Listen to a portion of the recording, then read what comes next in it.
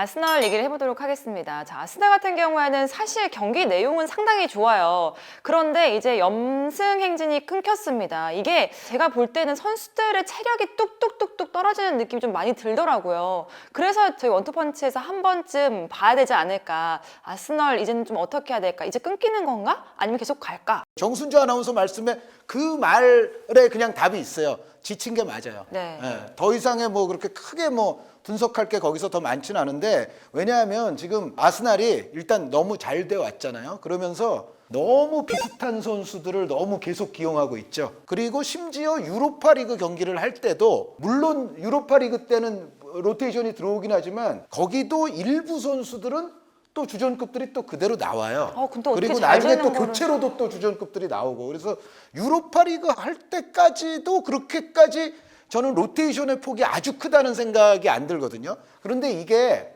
워낙에 팀이 여러 해 고생을 딛고 이제 팀을 어느 정도 잘 만들어서 이제 제대로 가고 있잖아요. 아스날이 아주 잘 나가고 있는데, 여기서 이제 우리 왜 그런 말 있죠? 달리는 말에 채찍질한다. 이게 원래 동물 보호 차원에서는 이거 쓰면 안 되는 말인데, 어쨌든 그런 말이 옛말이 있으니까 사용을 한다면, 뭔가 아르테타 감독이 계속 잘 됐던 그 분위기와 시스템을 밀고 나가고자 하는 기본적인 욕망이 좀 강한데, 그런데 아스날의 지금 냉정하게 봤을 때 아스날의 선수층이 지금 아르테타 감독의 그 욕망을 계속 매 경기 월드컵 시작하기 직전까지 쭉 실현시킬 만큼의 선수층은 아니에요. 게다가 진첸코 선수 같은 경우는 지금 역시 또 안 뛰는 경기가 지금 벌써 많아졌어요. 그래서 뭐 영입해서 잘했다라는 얘기를 초반엔 들었지만 사실은 이후에는 또 지금 그렇게 큰 도움이 안 되고 있고, 그리고 여전히 또 아스날은 토마스 파티 선수 같은 자리는 여전히 리스크가 있죠. 그쵸. 파티 선수도 뭐 심심치 않게 또 많이 쉬는데, 이 자리가 파티 선수가 아닐 때는 분명히 아스날은 경기력에 있어서 마이너스가 거의 눈에 들어오거든요. 그래서 그리고 일부 또 다른 자리도 사카 선수라든가 제수스 선수라든가 이런 선수들도 조금 더 휴식을 시켜주면 좋겠는데 현실적으로 또 그렇게 하지 못하고 있어요. 그래서 지금까지는 잘해온 게 맞지만 요즘 또 특히 이제 뭐 리즈전이라든가 이번에 사우스햄튼전도 그렇고 점점 이제 내용상 고전하는 경기가 늘어나고 있는 것은, 이거는 전체적인 팀의 페이스와 체력이 떨어지고 있다는 걸로 그냥 집약이 되는데, 여기서 이제 제가 아르테타 감독에게 조금 바라는 것은 은케티아 선수라든가 파비오 비에이라 같은 선수들을 조금 더 적극적으로 좀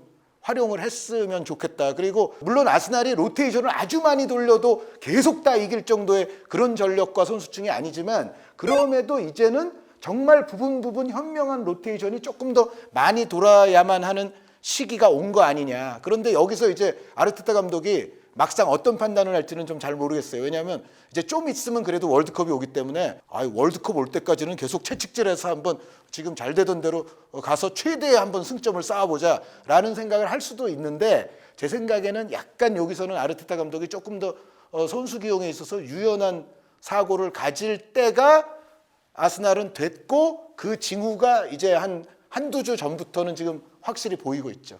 그건 사실인 것 같아요. 지난 경기도 사우스햄튼전 보면 시스템에는 문제가 없어요. 제가 보면 전반 한 20분, 25분까지는 이 경기는 질 수가 없는 경기예요. 압도적이에요. 네. 모든 시스템이. 예를 들어 사우스햄튼전이다.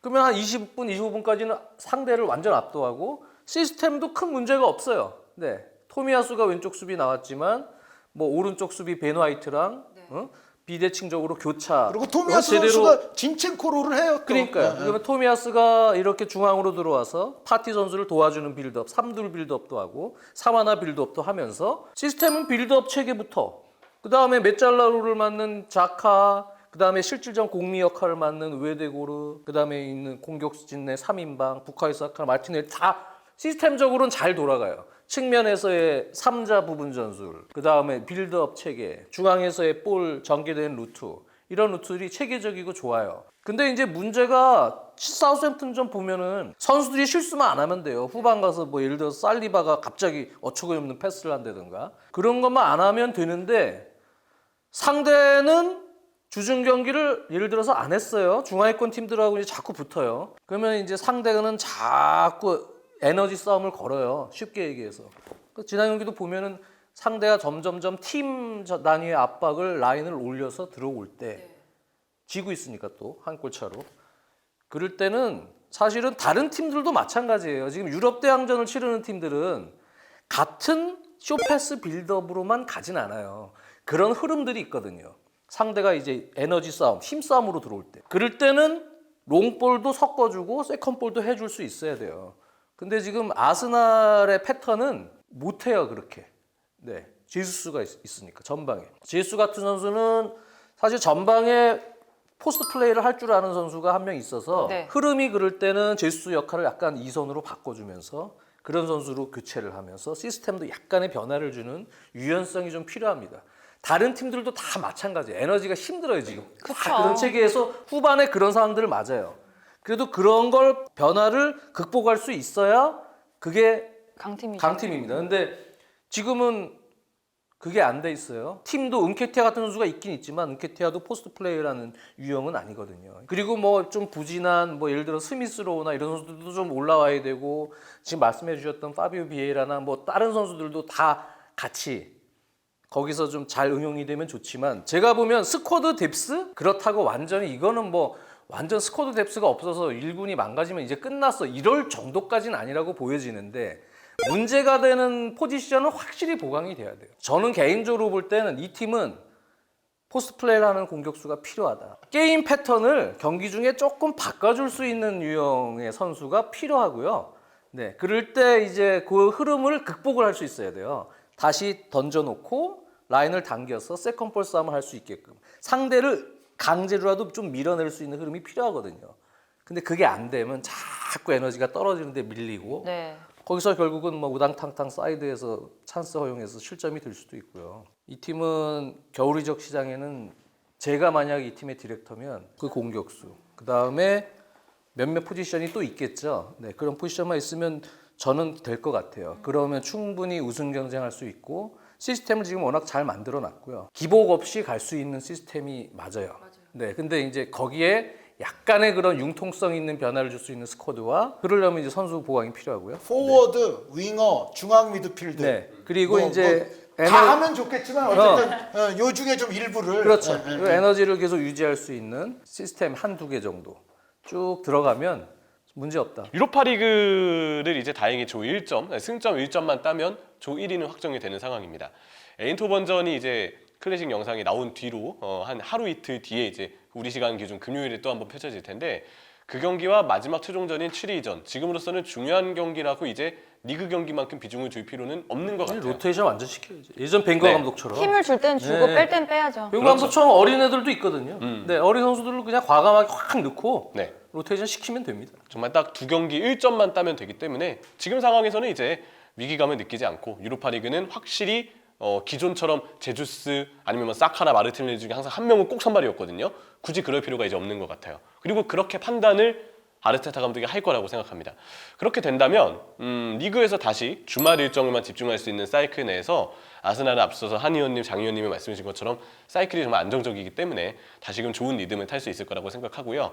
대신에 약간 걱정되는 건 분명 풀백 쪽에 보강이 뎁스까지 잘 이루어진 거는 맞습니다. 하지만 정말 팀이 대비할 수 없는 티어니, 진첸코 혹은 토미야스까지 3명이 지금 번갈아 가면서 부상 이슈가 좀 부상만 많아요. 부상 나오면 이슈. 돼요. 부상이 많은 게 그렇지. 이거는 분명 대비가 좀 안 됩니다. 이건 정말 이렇게 만약에 다들 부상으로 빠지고 이에 따라서 만약에 폼이라도 떨어지게 되면 걷잡을 수 없이 좀 한쪽 뎁스의 문제가 발생될 수도 있기 때문에 뎁스가 안 좋은 팀도 더 있거든요. 네. 아스날보다. 근데 그 부상 때문에 혹시 자칫 보강을 했던 포지션마저도 효과가 좀 무용지물이 될 수 있다는 거는 걱정을 좀 해야 되고 파티 자리가 특히 이제 에네니까지 장기 부상을 당하면서 로콩가는 유로파리그를 봤을 때 1군 리그 경기에서 쓰기에는 너무 불안점이 많은 상황을 갖거든요. 그런 걸 보면 삼선 쪽도 확실히 좀 불안점은 있고 여기 이제 윙포워드 쪽도 사카랑 마르티넬리만큼 백업 자원들이 신뢰를 주지 못하고 있어요. 네. 아르테타 감독이 여름 말까지 8월 말까지도 유독 아스날이 그 다른 리그나 다른 팀들의 윙 자원들하고 이적 링크가 많이 났는데 이유를 알 것 같습니다. 아마 주전급 선수 이외에 좀 불안함이 있다고 생각을 하는 것 같고 정말 상황에 따라서는 제주스를 이제 측면으로 돌려서 써야 되는 상황이 어쩌면 필요할 수도 있어요. 근데 그러려면 역시 은케티아가 또 잘해줘야 된다는 최전방의 과제가 생기거든요. 제주스 선수가 확실히 최근 경기들 들어서 약간 결정력이 좀 떨어지긴 했거든요. 초반만큼의 극적인 득점력은 아닙니다. 근데 제주스를 온전히 원래 영입할 때부터 득점력을 1순위로 노리고 데려온 선수는 아니니까 지금처럼 약간 제주스가 영향력과 별개로 득점력이 조금 떨어져 있고 약간 체력적으로 지쳐있다 싶을 때는 은케티아 실험을 하면서 좀 괜찮았던 은케티아의 톡 카드가 초반에 있었기 때문에 이럴 때 은케티아를 써보고 제주스가 측면이나 톡까지 모두 볼 수 있는 스쿼드에 옵션을 제공해 줄 수 있는 상황을 만들어 놓는 것, 이게 월드컵 전까지 아스날이 추구하면 괜찮은 방향성이 아닐까. 토트넘과 아스날 어쨌든 월드컵까지 좀 지켜봐야 될 것 같습니다. 그 시간 동안 어떤 모습 보여주는지 여러분들 기대해 주시길 바라겠습니다. 저희 인사드리도록 할게요. 안녕히 계세요.